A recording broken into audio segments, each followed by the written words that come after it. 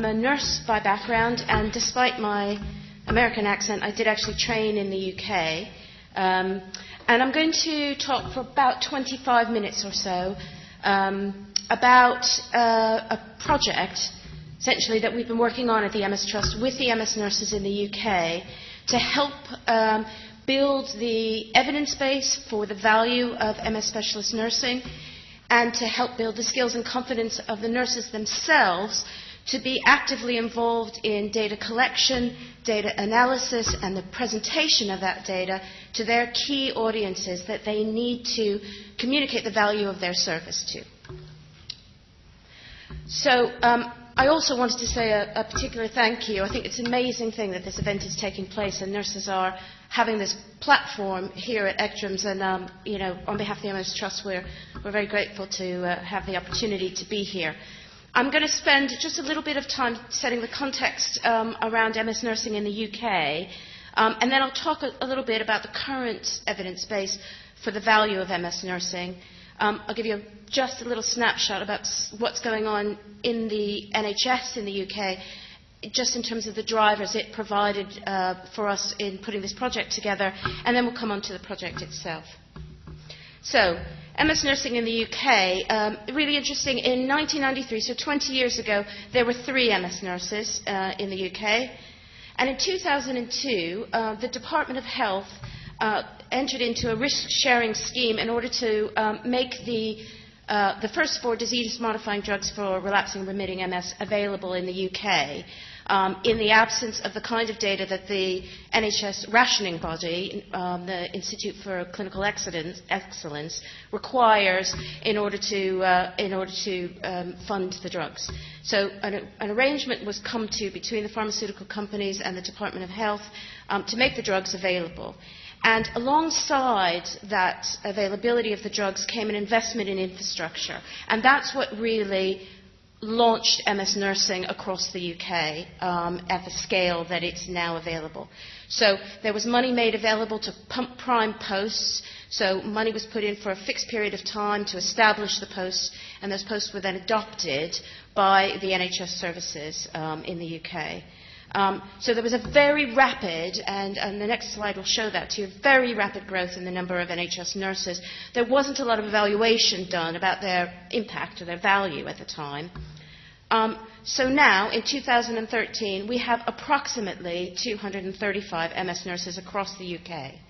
Now, there's a whole lot we could say about what the different issues are about the way the UK MS nurses work, but the top line is we have 235, but that's not really enough to meet the needs of the number of people with MS in the UK that we have. They're employed in lots of different sorts of ways, and that becomes important when we look at the project in a little more detail. So this is just a picture of how the growth in MS nurses happened over the last 20 years. And what you'll notice is that between 2002, does that come up? Yeah. Between 2002 and 2005, the number of nurses doubled, essentially, and that's all to do with that injection of cash through the risk-sharing scheme that got these posts established. We know where the nurses are. We have quite a lot of information about the kinds of services that they're working in.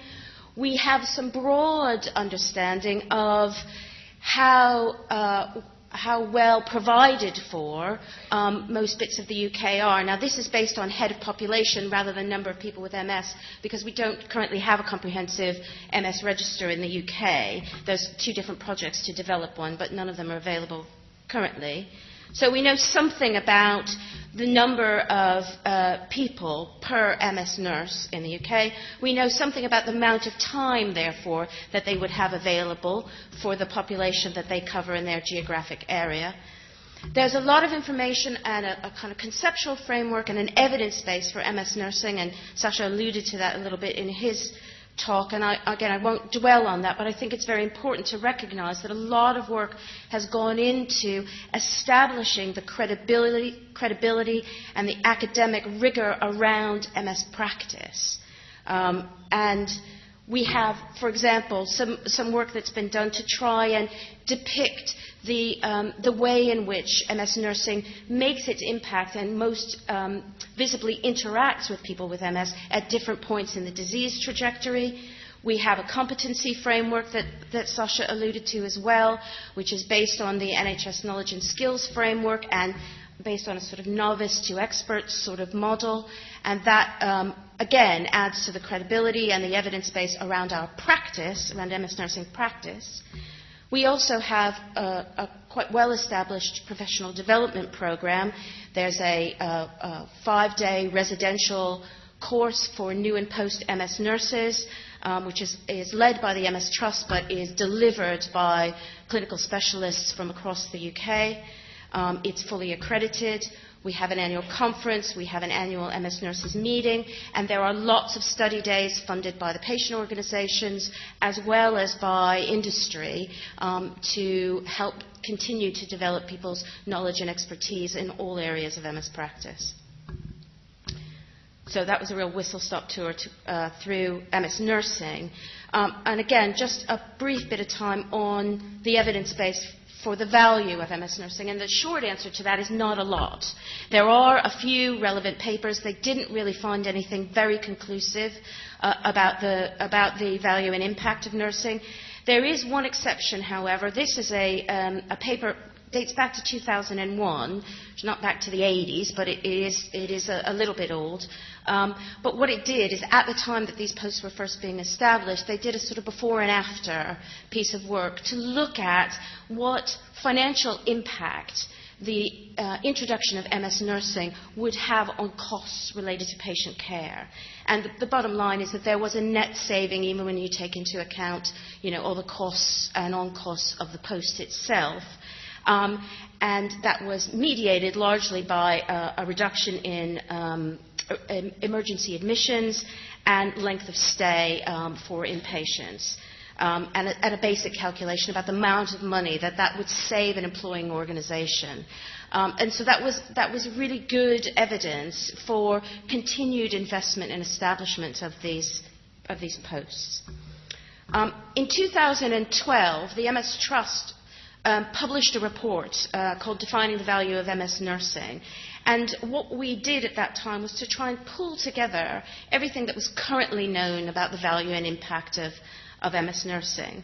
And the simple conclusions of that were there's a lot of anecdotal evidence that the roles have value, but we were very short on robust data about impact and cost effectiveness.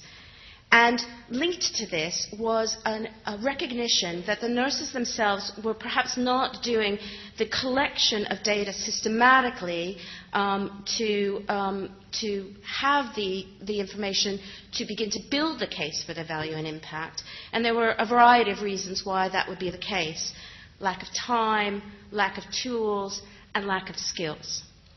So that report sort of set the scene, really, for some decisions about what we were going to need to do if we were going to build the evidence base for the value and impact of MS nursing.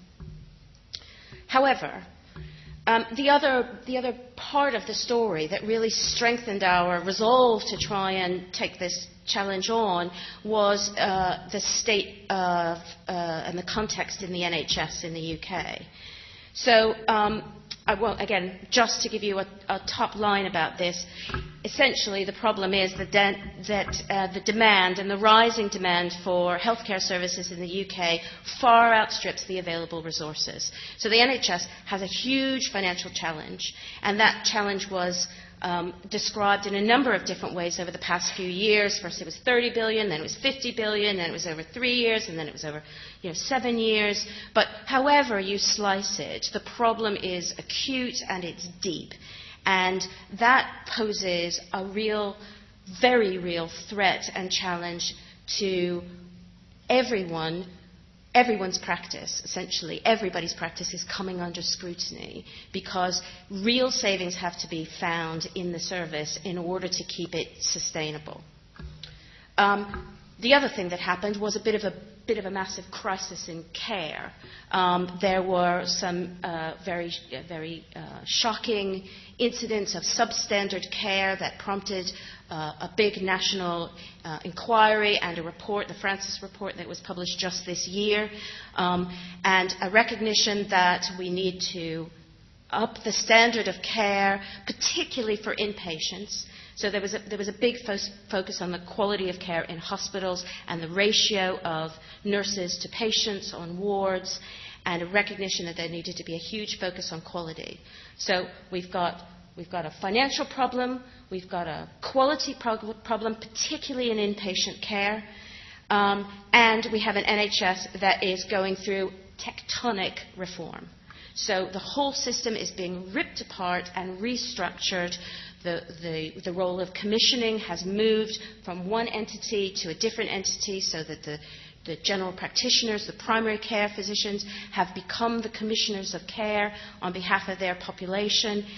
It's very hard to communicate the extent to which the NHS is going through upheaval at the moment, and actually has a long history of change. It hasn't been a stable environment in the NHS for some considerable time. So now we have this backdrop where there is a financial problem, there's a crisis in care, and the whole structure is undergoing change. And MS nurses don't have the evidence to prove their value. So when you put that whole picture together, we at the MS Trust, who do a lot of work with the MS nurses, sat back and thought, well, where are we going to go?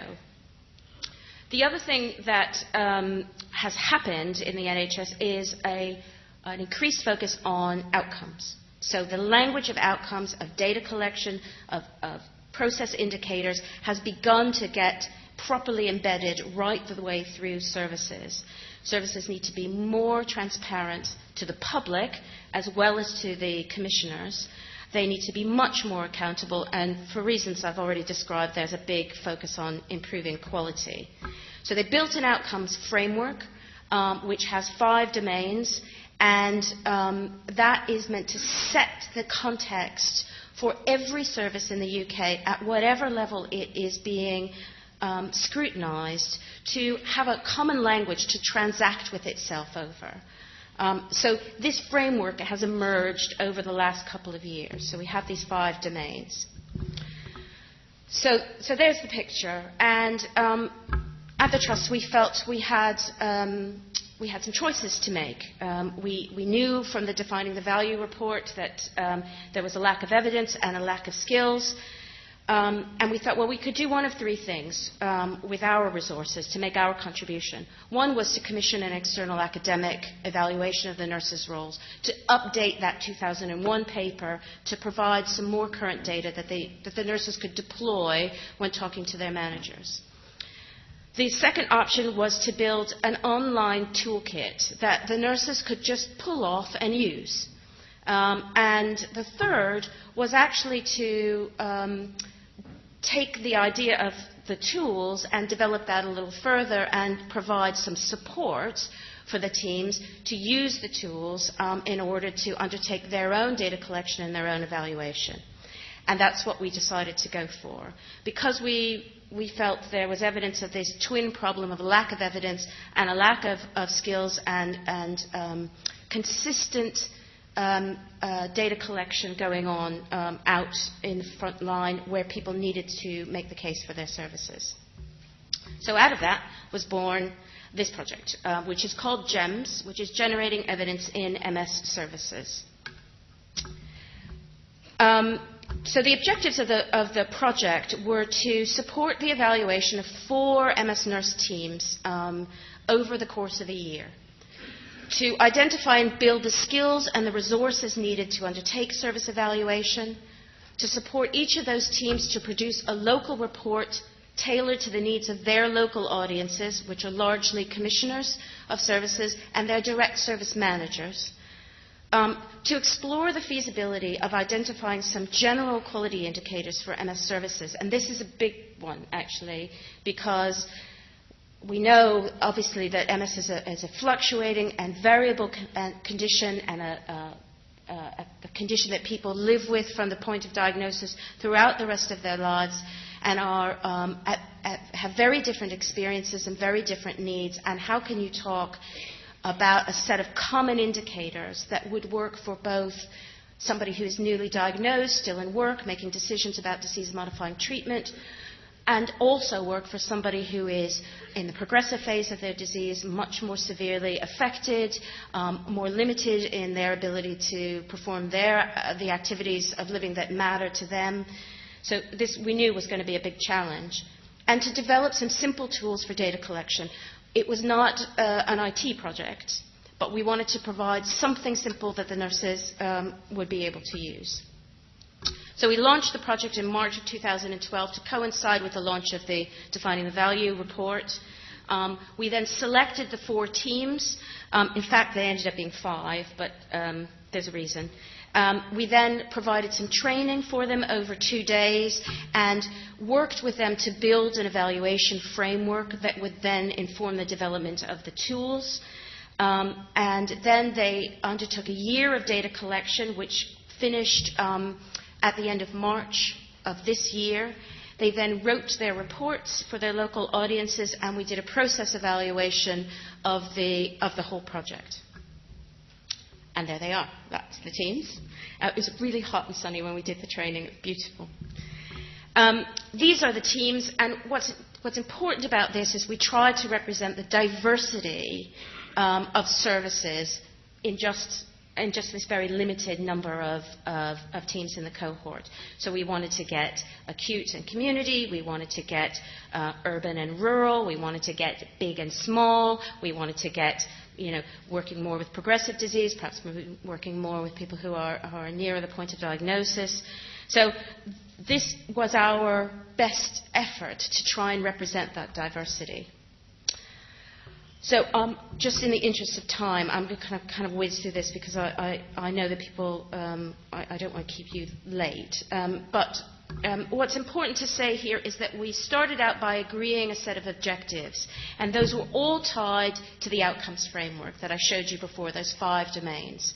So we made sure that the objectives that we built for MS Nursing mapped onto the language that the NHS was transacting in.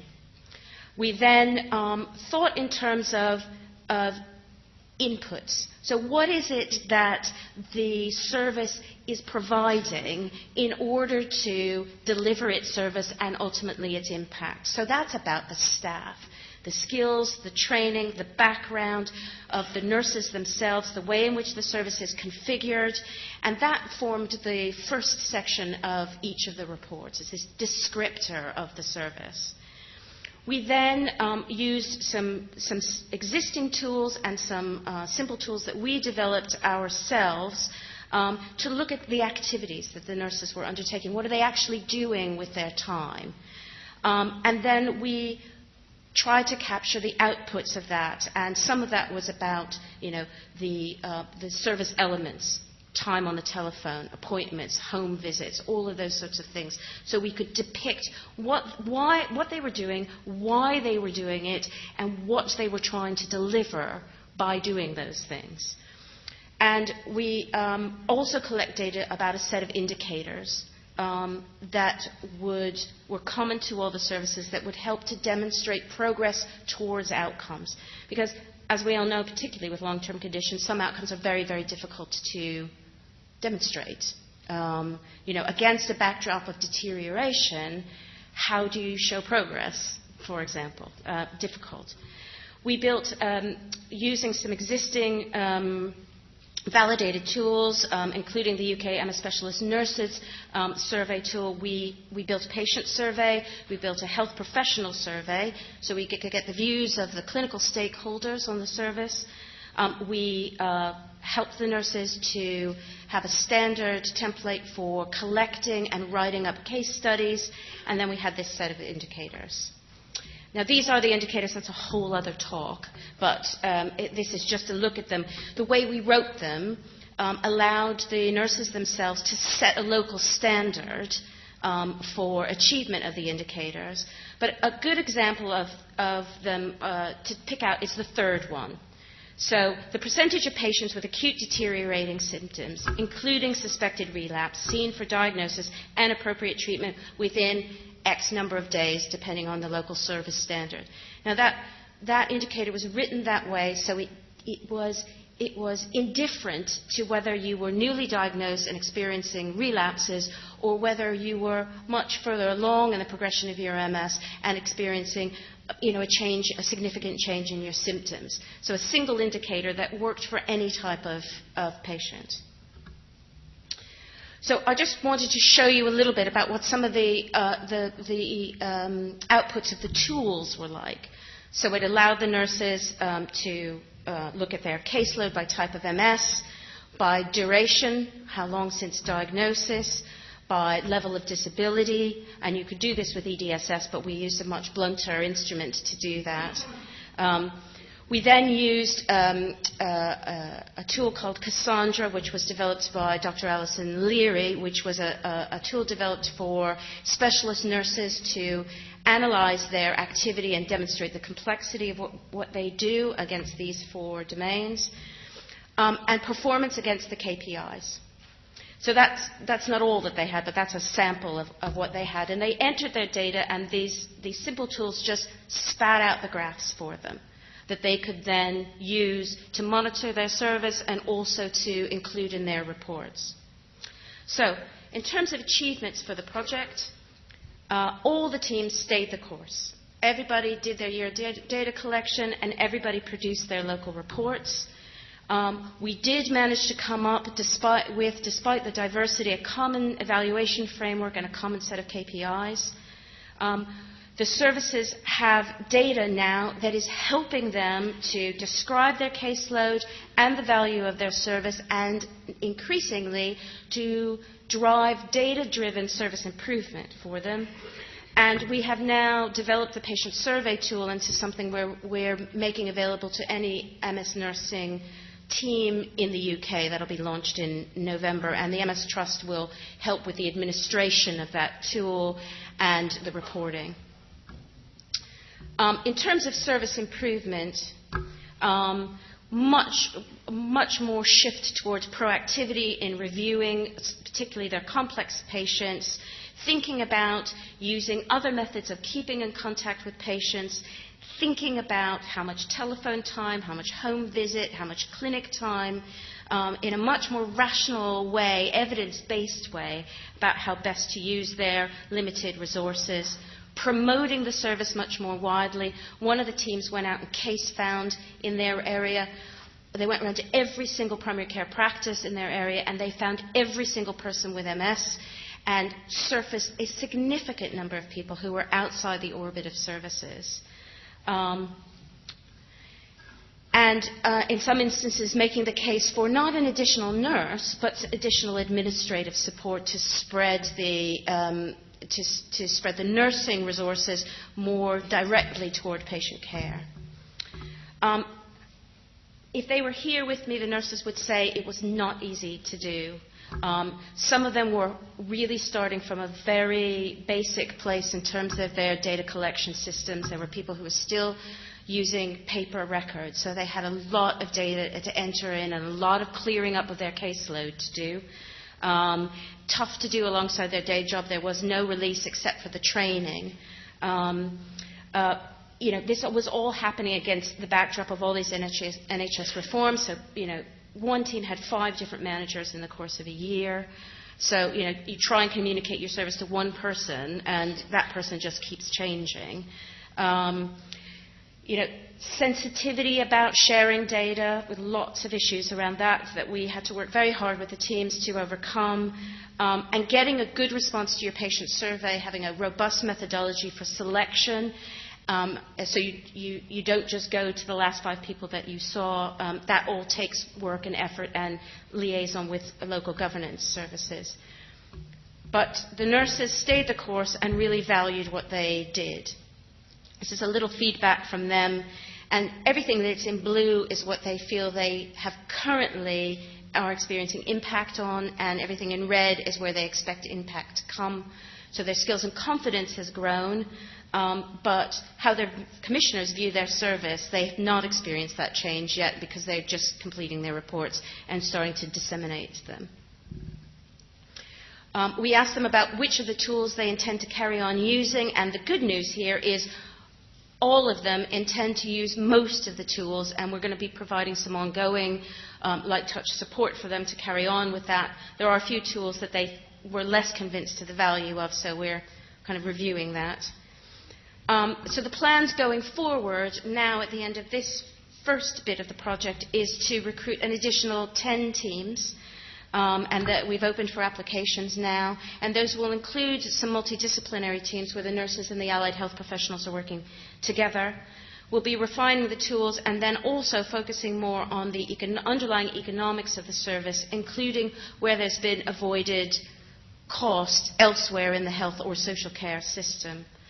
And we're seeking explicit director-level agreement with the participating NHS trusts to allow us to anonymize and aggregate the data from all of the teams so that at the end of this next phase of the project, we can then present a report that is a national evaluation of MS services in the UK. Bit of a whistle-stop tour, but thank you very much for the opportunity to talk to you all, and I'll answer any questions if you have them.